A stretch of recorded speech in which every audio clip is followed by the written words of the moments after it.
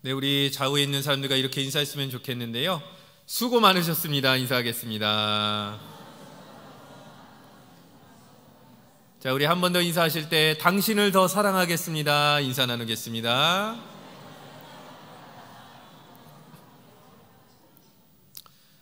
네, 오늘은 이제 사랑 이야기로 시작해 보겠습니다. 제 사랑 이야기입니다. 아마도 전무후무하고 앞으로 제가 이 얘기를 다시 할 것 같지는 않습니다. 그래서 주의 깊게, 사실은 사랑이란 건 대상이 있어야 되잖아요. 대상이 아마 사무실에 계실 것 같은데 허락을 받지 않아서 어떨지 모르겠으나 슬슬 한번 풀어보겠습니다. 첫째로 임신하고 있을 때 일이었는데요. 조용히 아내가 다가와서 영상 하나를 보라고 권면을 해줬습니다. 영상을 틀어봤는데 제목이 심상치가 않았는데요.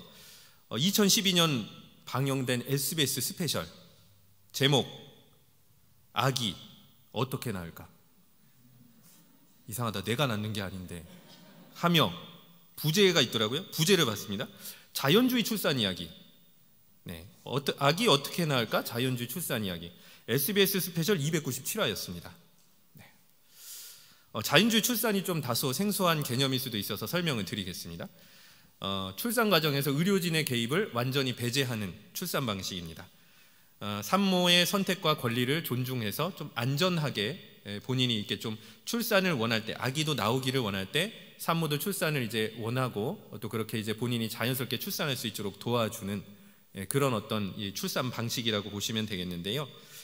참고로 저희 집 아이 4명이 있는데 모두 다 한 명도 빠짐없이 자연주의 출산으로 저희가 이제 출산을 하게 되었습니다. 네, 제가 뭐 칭찬받을 일이 아니고 저는 이제 제 몸에서 낳진 않았으니까. 근데 이 자연주의 출산에서 포인트가 되는 것 중에 하나가 뭐냐면요, 남편의 역할이 기존 출산 방법에 비해서 조금 더 많습니다. 그 중에서 하나가 뭐냐면 출산 장소에서 남편은 아내와 100% 같이 한 공간에서 시간을 보내게 됩니다. 이 얘기는 어떤 얘기냐면 진통을 하는 그 모든 순간들이 옆에서 지켜보고 필요하면 도와줘야 된다는 얘기입니다. 제가 이제 첫째가 17시간이 걸렸거든요.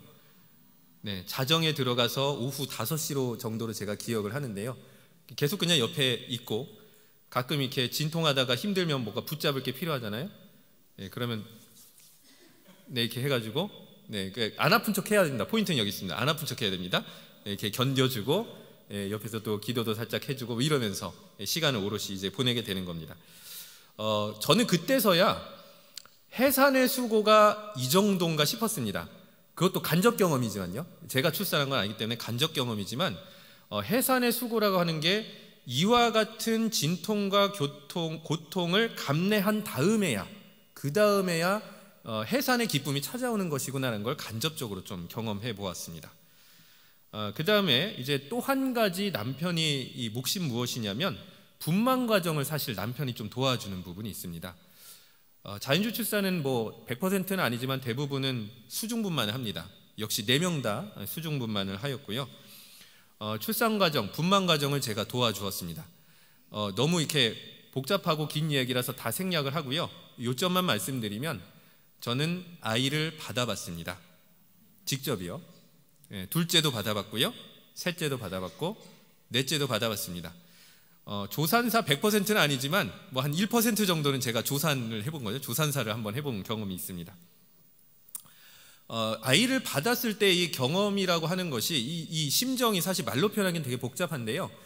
영어 단어 하나를 좀 제가 보여드릴까 합니다. 한국어로도 번역이 되어 있는데 한번 화면에 띄워주시기 바랍니다. 원더라는 단어인데요. 원더는 여러 가지로 번역이 가능한데 저는 그 원더라는 단어를 경이라고 번역하는 걸 제일 좋아합니다. 한자어로도 있는데요. 이 경이가 이제 어떤 뜻이냐면 인간이 감히 인간 스스로 경험하거나 심지어는 상상해 볼 수 없는 정말 어떤 초월적인 어떤 그런 경험을 일컬어서 경이라고 보통 합니다. 그러니까 이제 여러분들이 뭐 가령 예를 들어서 우주라든지 여러분들이 해외여행 갔을 때 어떤 그 장엄한 풍경을 보셨을 때 저희는 솔직히 이제 경이롭다라는 표현을 하는데요. 사실 어찌 보면 그 우주의 그 모든 풍경들과 자연의 모든 풍경을 다 담아내도 경험을 해봐도 생명이 생명을 잉태하는 그 순간만큼 저는 경이로운 게 없다는 것을 잉태 순간에 저는 확인하게 되었습니다. 한편으로 이제 신앙인으로서 이런 생각도 하게 되었는데요. 하나님께서 이 과정을 통해서 하나님이야말로 경이로운 일을 행하시는 분이시다라는 믿음의 고백을 갖게 되었던 것입니다. 제가 이렇게 출산 이야기, 서두에 사랑 이야기로 시작했던 이유 중에 하나는 무엇이냐면, 오늘은 사실 특별한 날이기 때문이죠. 우리가 1, 2부 예배를 다 겪었듯이, 또 예배를 다 드리면서 알았듯이, 오늘 어찌 보면은 예수를 믿지 않는 죽은 한 영혼이 새로운 생명으로 거듭나게 되는 전환점이 될 수도 있는 예배였다라고 하는 것이죠. 진정한 경의는 무엇이냐면, 죽은 영혼이 예수 그리스도를 믿고 다시 태어나는 것, 아니면 한 영혼이 예수 그리스도를 마음속으로 영접하고 입으로 시인하는 순간, 아니면 구원의 은혜로 한 사람의 인생이 완전히 빗나가 있고 방황하다가 다시 하나님께로 돌아오며 제자리로 돌아서게 되는 그 순간만큼 경이로운 것이 어디 있겠느냐라는 말씀을 드리고 싶은 것이죠. 다시 얘기해서 한 영혼이 새 생명으로 거듭나는 일, 그 구원의 순간이야말로 경이 중의 경이며 경이 중의 최고봉이다라고 하는 것이죠. 한 사람 전도주의를 맞이해서 어쩌면 여러분들이 초대한 VIP 중에서 예수를 믿겠습니다라고 마음속으로 오늘 이 자리에서 확정한 분이 있을 수도 있을 것 같아요. 만약에 그렇다고 하면은 인도자 여러분들은 어떤 순간을 경험한 거냐면, 마치 출산의 순간을 경험한 것처럼 하나님이 허락하신 최고의 경의를 맛본 것이라고 하여도 저는 충분히 그렇게 말씀드릴 수 있을 것 같습니다. 그리고 아직까지는 그 정도는 아닌 것 같은데 라고 생각하실지라도요, 저는 여러분들이 포기하지 않으셨으면 좋겠습니다. 왜냐하면은 결국 한 영혼이 그렇게 거듭나는 것은 성령의 역사이기 때문이고, 그렇기 때문에 우리는 기도하며 섬기고 사랑할 뿐이며, 여러분들의 기도와 헌신과 사랑에 하나님은 반드시 응답해 주실 것이기 때문입니다. 특별히 한 사람 전도주의 가운데 큰 은혜를 베푸신 하나님께 우리 다 함께 영광의 박수 올려드리겠습니다. 네, 우리 다시 한번 우리 옆 사람들과 이렇게 인사했으면 좋겠습니다. 한 영혼 인도하시느라 수고 많으셨습니다. 계속해서 전도하고 양육합시다. 인사 나누겠습니다.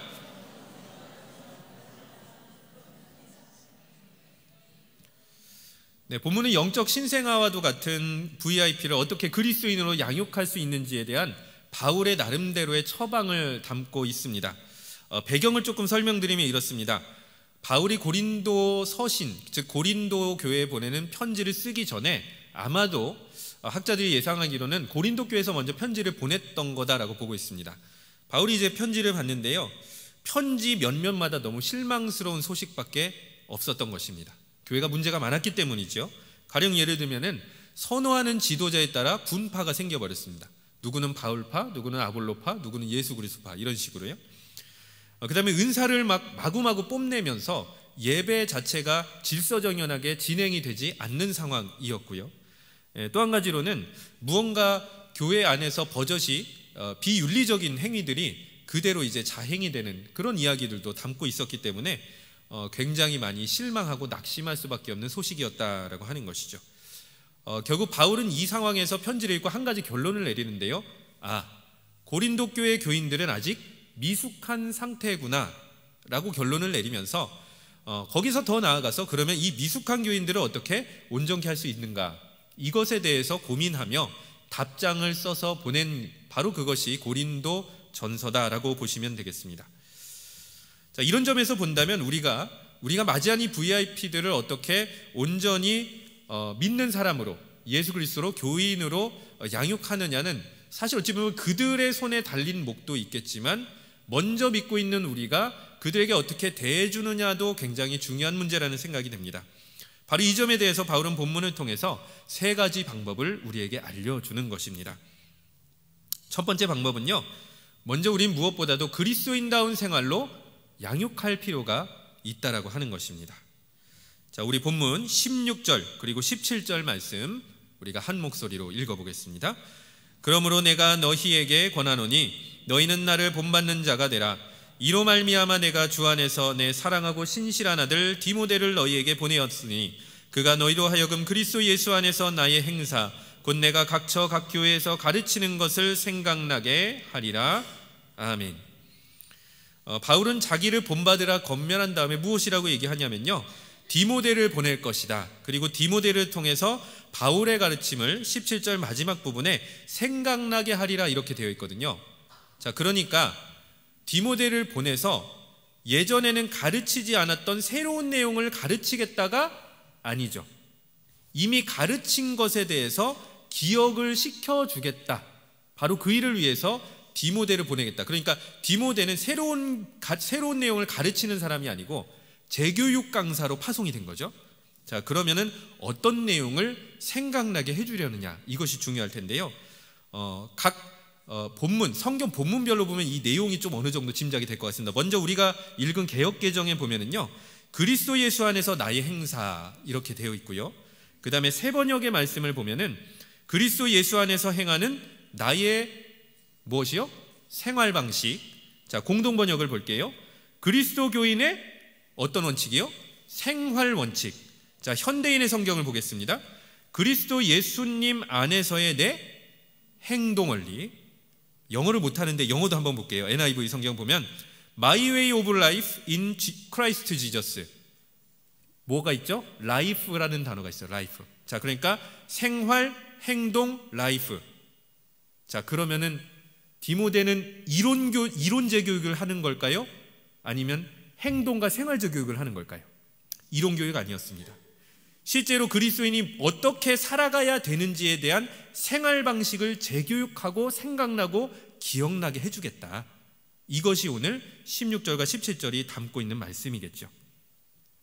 자, 우리가 왜 이 말씀을 붙잡아야 되냐면 여러분들이 초대한 이 VIP들, 오늘 방문한 VIP들 입장에서, 즉 예수를 잘 믿지 않은 사람 입장에서 100마디의 말로 설득이 되는 경우보다요, 물론 조리 있게 말하는 것은 분명히 도움됩니다.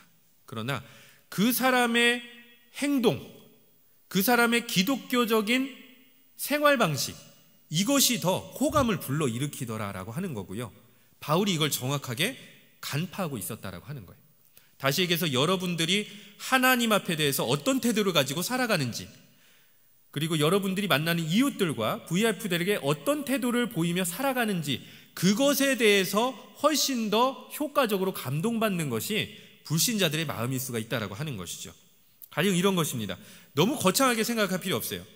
예배를 온전히 드리기 위해서 평소보다도 더 깔끔한 옷으로, 아니면 뭐 하실 수 있으시다면 뭐 칼각이라도 이렇게 잡아서 나는 하나님 앞에 이렇게 준비하며 예배 드린다는 것을 생활로서, 아니면요, 만나는 사람들이나 교우들에게 정중하고 친절하게 인사하는 모습, 아니면요, 대화할 때 눈을 마주치며 경청해 주는 모습이나, 아니면요, 예배 전 도착했을 때 잡담은 조금 삼가고 미리 찬송가라든지 말씀을 찾아보는 모습, 아니면요, 엘리베이터를 탑승하는데 어르신들이 먼저 탑승하려 할 때 그냥 정중하게 양보해 주는 모습. 여러분들 이게 실천하기 어려운 건가요? 그렇지 않죠? 그냥 그리스도인의 어떤 예절, 양보, 존중이 몸으로 배어나오는 것, 그렇게 실천하기 어렵지 않은, 여러분들이 충분히 보여줄 수 있고 보여주어야만 하는 모습, 바로 이것을 얘기하는 것이죠. 얼마 전에 요리에 좀 관심이 생겨서요, 백종원 씨 영상을 봤는데, 백종원 씨의 여러 가지 영상 중에는 솔루션 영상이 있습니다. 장사가 잘 안 되는 점포에 찾아가서 이게 솔루션을 해주는 거죠. 해결책을 찾아주는 것인데, 매장에 이제 간단한 음식을 파는 곳인데 오픈 매장이었어요. 그러니까 조리하는 모습, 조리대가 앞에 나와 있었고요, 안에 손님들이 식사하는 게 다 훤히 들여다 보이는 매장이었습니다. 이때 이제 솔루션은 어떤 걸 했냐면, 조리하고 요리하는 걸 솔루션을 하지 않고요, 그 모든 일과가 다 끝났을 때 솔루션이 굉장히 독특했습니다. 청소를 잘하라는 거였어요. 조명을 전부 다 켜라는 겁니다. 보통 이제 정리하면은 가게다 전기세 아까도 전기 끄고 뭐 아주 필요한 부분만 켜고 막 이렇게 정리하잖아요. 다 켜라는 거예요. 마치 손님이 있는 것처럼 전부 다 켜고, 그 다음에 이제 그 조리대를 청소할 때도 티나게, 더 소리나게 일부러 과장되게 하라는 겁니다. 그리고 그렇게 해서 다 조리까지 다 마무리 청소를 하면은요, 가게 앞에 그냥 괜히 한번 나가가지고 지나가는 사람하고 인사하면서 빗자루로 몇 번씩 쓸어보라는 거예요. 자, 그러면서 덧붙인 말이 굉장히 특이했는데요. 당신이 청소를 좋아하든지 말든지 그건 크게 상관하지 마십시오. 그런데 매일 청소하는 척을 하시면 언젠간 습관이 될 겁니다. 자, 원래 그걸 좋아하는 거 아니면 싫어하는 거 이게 아니고요. 그냥 하는 척을 계속 반복하다 보니까 습관이 되더라. 그러니까 그렇게 해보시라 라고 하는 솔루션을 주었던 것을 제가 인상 깊게 본 적이 있습니다. 어쩌면 VIP 입장에서, 새가족 입장에서는요, 어떻게 우리처럼 믿음이 갑자기 이렇게 점프해서 성장하진 않잖아요. 이 사람들도 신앙생활 하는 척으로 시작을 하는 거겠죠. 리듬을 만들어가는 겁니다. 계속해서 신앙생활을 이런 것이다라고 하는 리듬을 만들어가고 다져갈 시간이 필요한데요, 그랬을 때 혼자서는 불가능하겠죠. 런닝메이트가 필요합니다. 이미 신앙생활, 그 생활 방식과 행동 방식이 몸에 배어있는 인도자들을 따라가면서 그들은 더욱더 온전한 신앙생활을 하며 교인들로 성장해 나갈 수 있을 것입니다. 특별히 바라기는 우리 모두가 VIP의 영적 러닝메이트가 되어주시기를 바랍니다. 그리스도인다운 생활을 계속해서 우리 스스로 다져가면서, 그리고 방문하는 이들에게도 기쁜 마음으로 보여주고 실천해 나가기를 바랍니다. 하나님께서 그러한 모습으로 나아갈 때 새가족에게 많은 감동을 허락하여 주시고 믿음의 역사를 일으켜 주실 줄로 믿습니다. 오늘 바울이 제시하는 두 번째 방법은 성령의 능력으로 양육해야 한다라고 하는 것입니다. 오늘 본문 20절 말씀 한 목소리로 읽어보겠습니다. 하나님의 나라는 말에 있지 아니하고 오직 능력에 있음이라. 아멘. 자, 여러분들 왜 그리스도인에게 능력이 중요할까요?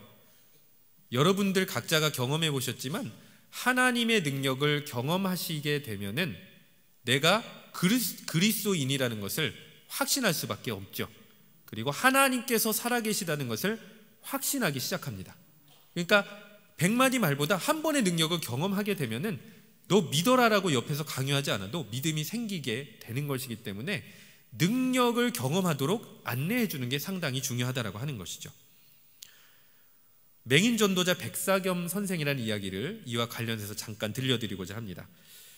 1860년도 평안남도 평원군의 유복한 가정에서 태어나신 초기 기독교 인물이십니다.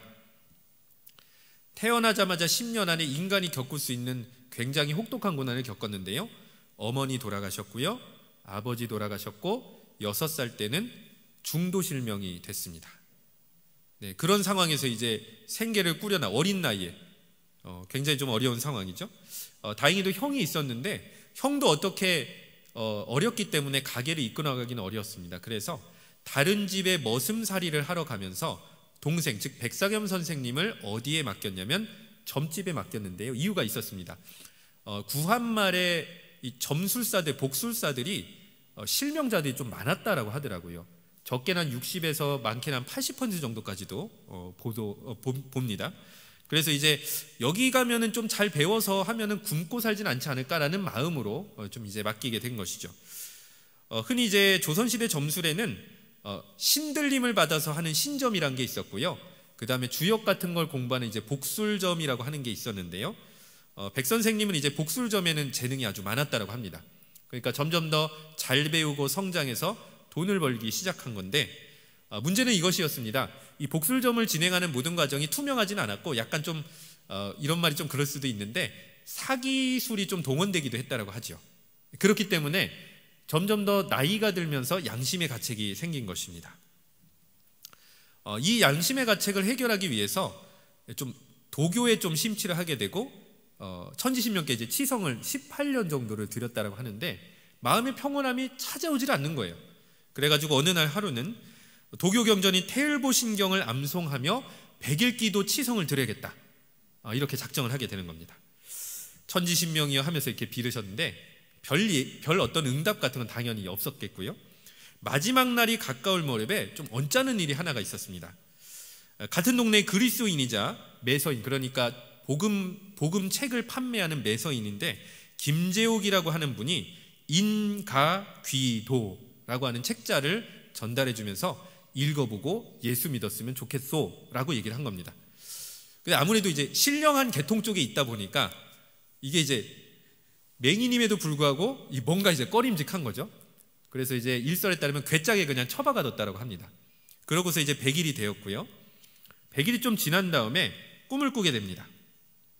두 사람이 나타나는데 한 사람은 이 산통이라고 하는 주역 점을 보는 이게 대나무 이렇게 길쭉한 산통, 은산통을 전달해 주면서 뭐라고 얘기를 하냐면요, 나는 예수다. 내가 주는 산통은 의의 산통이니 받으라. 이렇게 했고요. 나머지 한 사람은 꿈에서 아무 말도 없이 빈 산통을 전달해 주었다라고 하는 겁니다.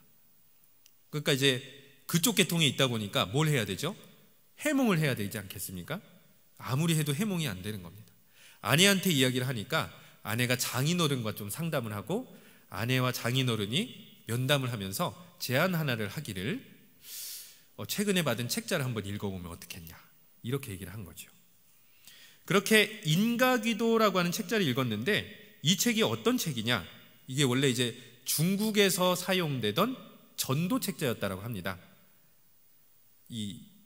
노름으로 패가망신한 사람이 예수를 믿고 회복되어가는 그 여정에 대해서 설명했던 책이다.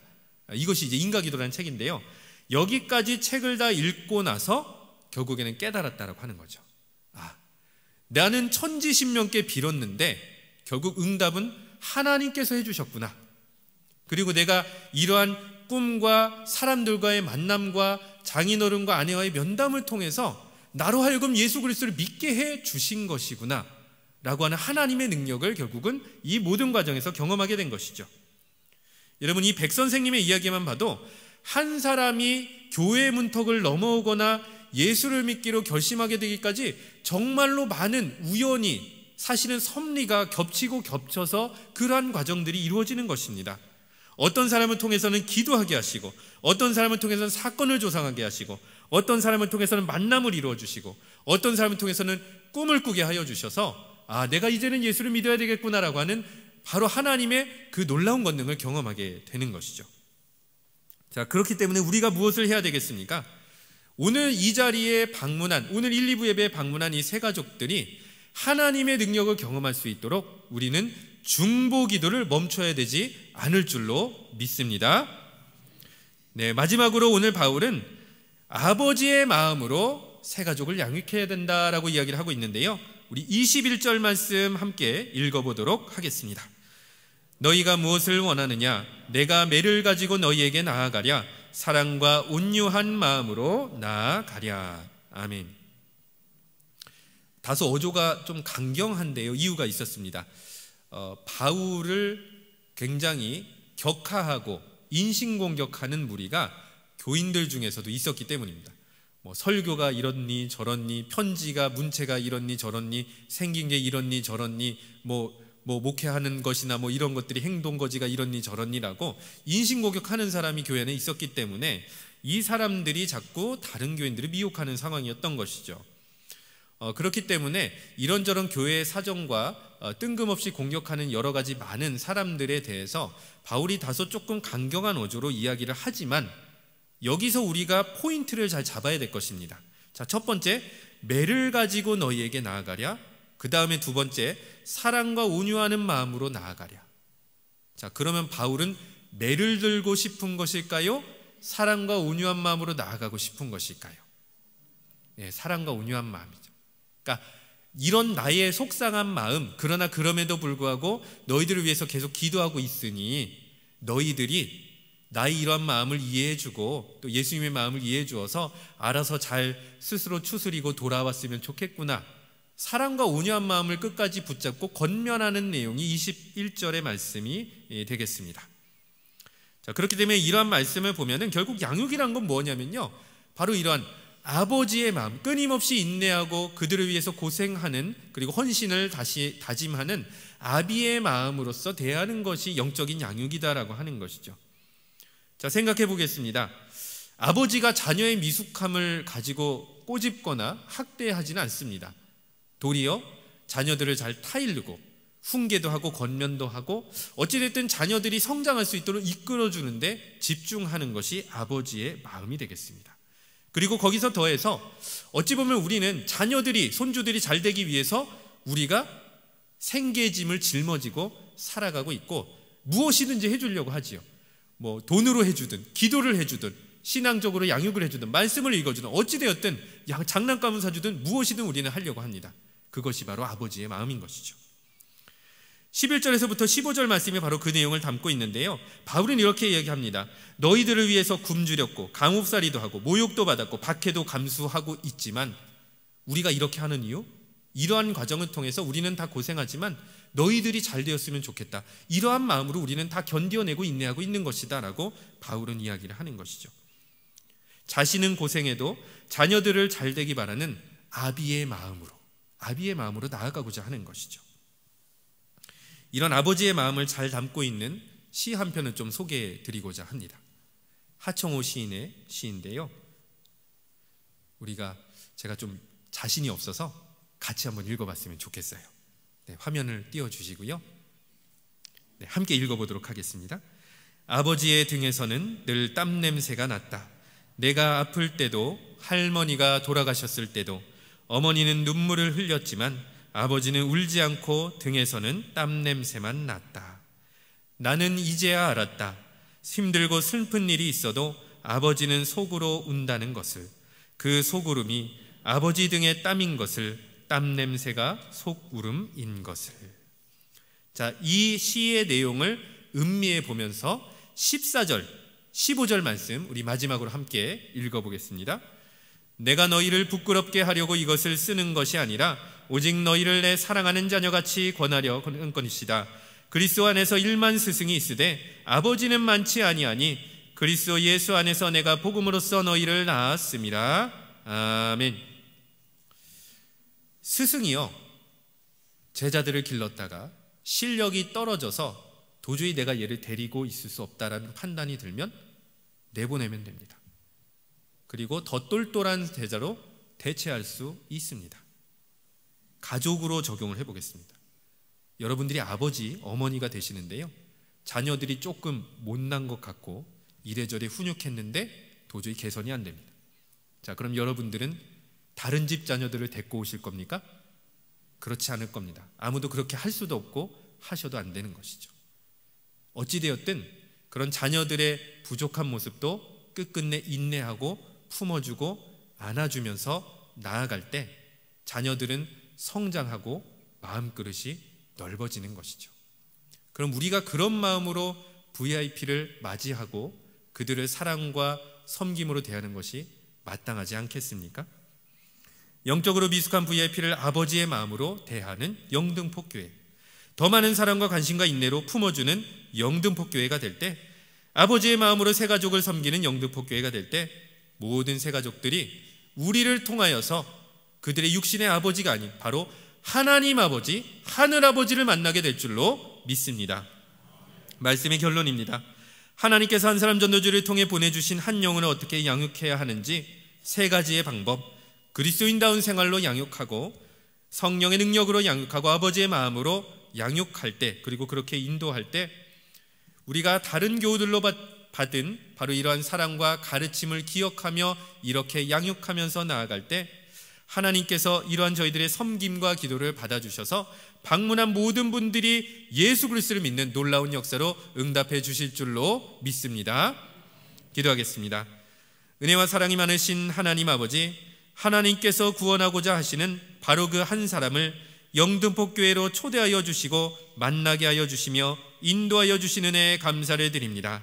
이제 방문한 새가족들이 중보기도와 성령의 능력과 본인이 될 만한 성도들의 진실된 섬김과 사랑을 통해서 예수 믿기로 결심케 하여 주시옵소서.